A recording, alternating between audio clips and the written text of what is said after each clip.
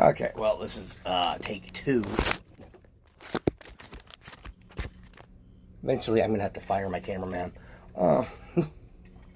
Anyway, this is what I'm working on down. Yeah, my therapy dog is more neurotic than I am, actually. I'm having to I'm trying to retrain her on, how to just stay where I am. But anyway, this is what it is that I've got going right now for the for Qrow Bronwyn's weapon. I basically got at least the concepts figured out. I mean, I would have to. I really would have to give it a crossbow function, or I might be able, depending on crap. Okay, yeah, which one? I might even be able to actually just do it as a straight up archery function. I would have to pull it back, just pull it back further. And so that way, there's at least that function. But being able to actually have the crossbow function as well just makes it just a hell of a lot cooler. And depending on how you do the structure of things like your arm, your gauntlets and such, you actually might even be able to take it and snack it, snack it on, or whichever way, whichever side, because you actually might want to sit there and actually have this as a heavy weapon configuration, and then it being on this side for your actual shield configuration. And that stuff, actually, I have to get into like my VR and AR, like video gaming and other control stuff projects. That's actually for a different channel. So we're gonna stick to this right now. But basically, having this kind of headpiece, I've got some ideas. I may have to add a channel somewhere or whatever. But the whole thing here. Could actually be an armature that slides along like some sort of track or something here, or some sort of tab that goes into.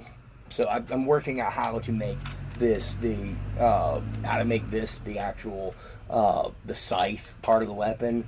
The concept is that the limbs of the bow will actually rotate along that axis, and so it's the actual mechanics that I have to work on. And then depending on what I want to do with other things and how much of this kind of structure that I want to keep, because I mean I've been able to actually match up, okay, if I'm doing it as a rifle versus a crossbow, and just depending on how I'm holding it. Because this collapsed down, giving me more of a sword thing, I'd actually be able, to grab like that as I'm doing a stroke, depending on how I have the blade oriented and everything. I might even be able to sit there and use the recoil of the rifle to actually add force.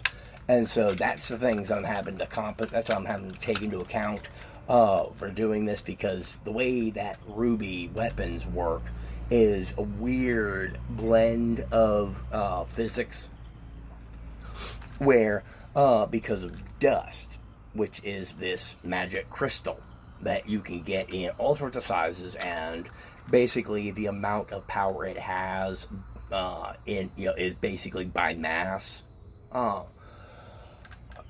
But it's very powerful. Like, you could sit there and take like a 9-volt battery size crystal and put that into a pistol and actually be in heavy combat for 3 to 5 days, depending on like how much you excite or charge the crystals and so forth, and like other things. Like, you could actually basically just with that size crystal, though, you have that much energy for just pure energy weapons. They also make physical projectiles out of it and everything else too. So that's what I'm trying to decide what I'm going to do with the thing here. Ultimately, I'm going to have to put the orange tip back on it. And so I have to decide, I have to figure out how, exactly how I'm going to do that. Because I may make the orange one, you know, a crystal, you know, one, doing like clear resin or something. So that way, at least it'll have the safety orange, but then I'll also be able to switch out and put on other tips for the, you know, put on other tips for the, you know, for the pictures and so on. And this is actually supposed to make a, like, a twanging sound, like when you do the thing. I don't know if it's maybe the batteries or something, because I got this at Goodwill, and I was surprised that it was still worked, so. But then, yeah, I'm actually thinking about these, like, at least in terms of the show, would be, you'd be able to, like, they would actually go and form, like, an energy field that would act as a solid thing, so. Some of that is what I have to take into account, is how much of it I want to try to mimic the actual effects of, because I have also seen some amazing work with like EL. Somebody actually did this one shield for a video game, I can't remember, but it's like physically disconnected parts that are all suspended in an energy field, and she actually had a piece of plexiglass in there with the pattern etched, so that way you could actually see like the energy web part of it. So that was actually like really cool. It's just how to do that, because like if I pop this thing in a shield, you know, I'm gonna have to have like panels, you know, maybe done that can fold or whatever. Then that changes certain things. Like I'm like, if I was gonna try to implement the panels, then I could actually make it so that it's standard, that they're just always there, these lucite panels, and then would like yeah, and then it would actually be two pieces. They would hinge up to form the scythe blade. And then I might actually be able to do it as if I pull this out and I have like, you know, basically just the whole, it's a collapsing shaft inside, at least for how to do it physically. Then that would become the shaft of the scythe weapon. And then I might have to keep it as the you know, as the single or as a double scythe kind of weapon, or it's mostly just how to figure out the transition, because either way it is going to look strange, just because I can visualize the two halves swung up, and so might be better off actually taking these once they're rotated up and popping them together into a single scythe. You know, so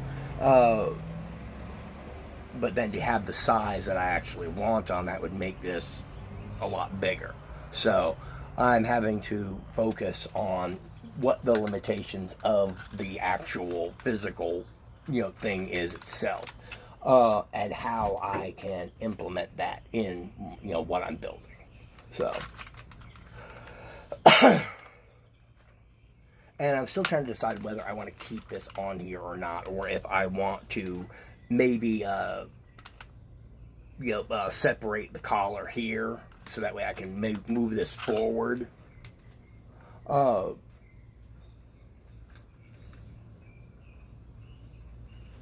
don't know, not so much to simulate flight, but to actually, like, if I'm putting it into a sniper rifle configuration, then I'd actually be able to go and take this from being some whatever to actually being a long barrel rifle.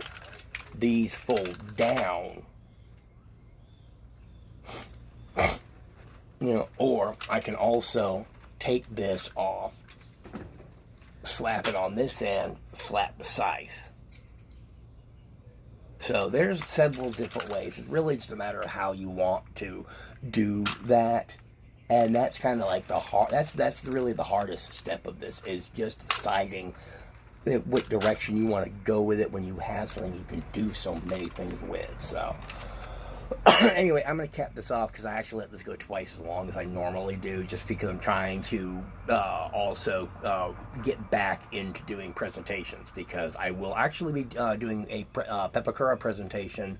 I've got a couple of different ones. It depends on how many I can do, just physically time, and then whether or not they actually have anybody do like multiple workshops, because I have no problem doing like one a day anyway. Maybe two a day, or helping out with other ones and stuff like that. It's just really just depends on just what's going on that I want to, to do, and how many things I might be able to actually get in for free. Like if it's a soldering class, if there's like being able to build specific circuits or something like that or whatever, maybe helping out, I might be able to get one of the kits or something. Who knows?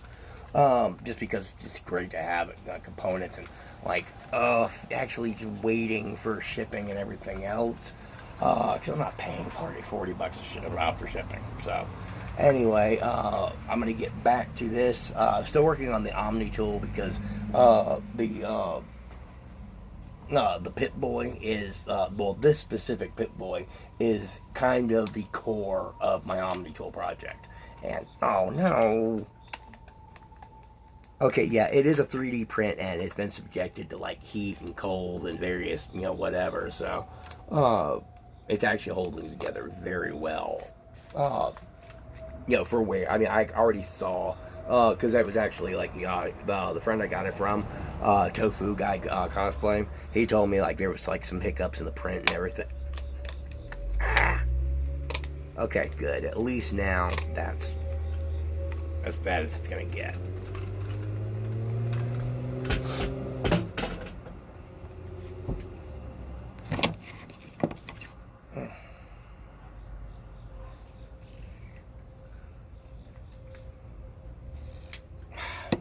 I have to get some more.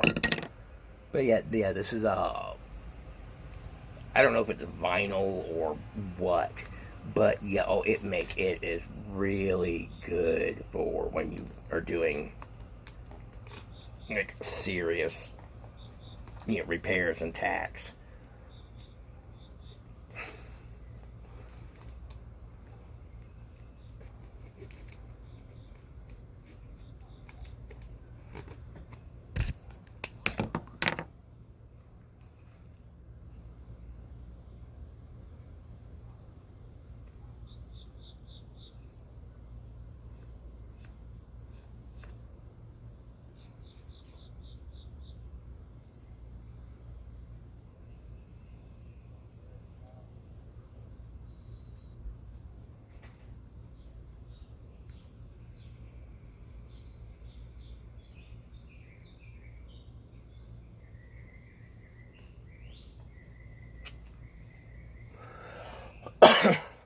Okay, and then using that, depending on how I decide to do certain things, I can have function keys, and also for the Vive project that I'm doing,